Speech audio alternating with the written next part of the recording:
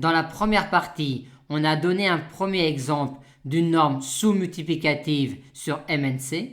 On a montré ensuite que si A et T sont des matrices semblables dans MNC, alors, étant donné une norme sous-multiplicative grand N sur MNC, on peut alors construire une norme N tilde également sous-multiplicative sur MNC, telle que N de A égale N tilde de T.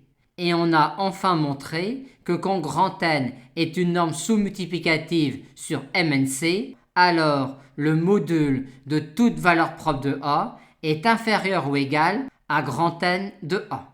Et le but de cette partie-ci est de montrer que, étant fixé un réel epsilon strictement positif et une matrice carrée A de MNC, on peut alors construire une norme sous-multiplicative sur MNC telle que N de A soit inférieur ou égal au rayon spectral de A plus epsilon.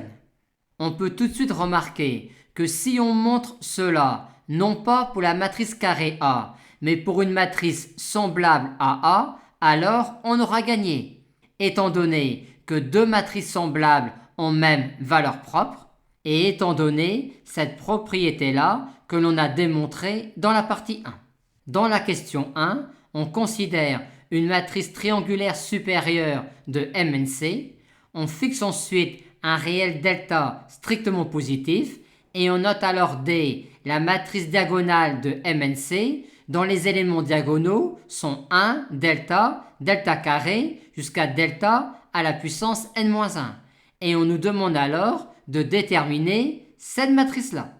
Vu ce que l'on sait sur le produit de matrices triangulaires supérieures, on peut dire tout de suite que cette matrice-là sera une matrice triangulaire supérieure avec, sur la diagonale, les mêmes coefficients que ceux sur la diagonale de T. Maintenant, pour déterminer les autres coefficients de cette matrice-là, on va dire, en notant phi t, l'endomorphisme de Mn1c canoniquement associé à la matrice T, que si T est la matrice de phi t dans la base canonique E1, E2, En de Mn1c, cette matrice-là est la matrice de phi t, mais dans une nouvelle base E'1, E'2, E'n de Mn1c, telle que la matrice de passage de la base canonique E1, E2, En de Mn1c dans la nouvelle base E'1, E'2, E'n, soit la matrice D.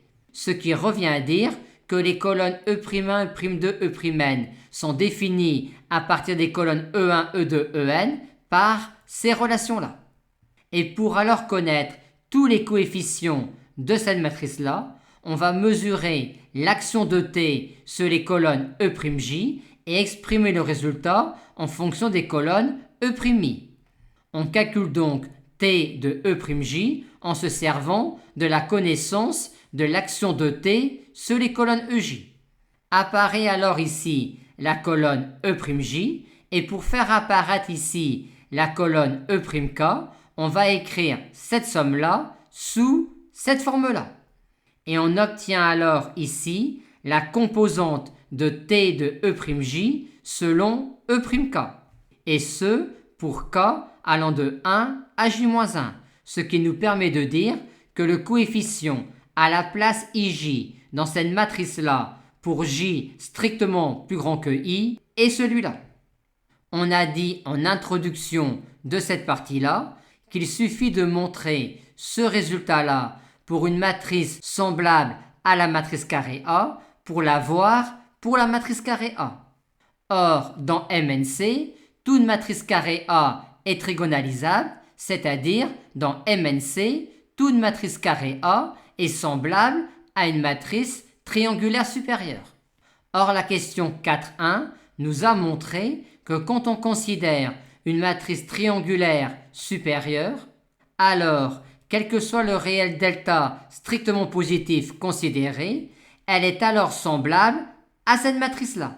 Or, d'après la question 1 de la partie 1, il existe une norme sous-multiplicative sur MNC pour laquelle la norme d'une matrice s'obtient en considérant pour chaque ligne la somme des modules des coefficients de la ligne, puis en prenant le maximum des sommes obtenues. Et on va montrer que pour un réel delta strictement positif bien choisi, on a pour cette norme-là, la norme de cette matrice-là, qui est inférieure ou égale à son rayon spectral plus epsilon. Les valeurs propres de cette matrice triangulaire supérieure-là étant ses coefficients diagonaux. Et pour arriver à ce résultat-là, on va dire qu'étant donné que tous ces coefficients-là tendent vers 0 quand delta tend vers 0, il existe alors un réel delta strictement positif pour lequel on a ces inégalités-là. Il existe donc un réel delta strictement positif tel que on a pour chaque i allant de 1 à n cette somme-là qui est inférieure ou égale au rayon spectral de delta plus epsilon. Vu que le module de chaque coefficient TII est inférieur ou égal au rayon spectral de T delta, et vu sinon ce que l'on a dit avant. Et on a alors exhibé une matrice semblable à la matrice A initialement fixée pour laquelle on a le résultat souhaité, ce qui démontre, vu ce que l'on a dit précédemment, qu'il en est de même pour la matrice carré A initialement fixée. Le résultat de cette partie-là est donc démontré.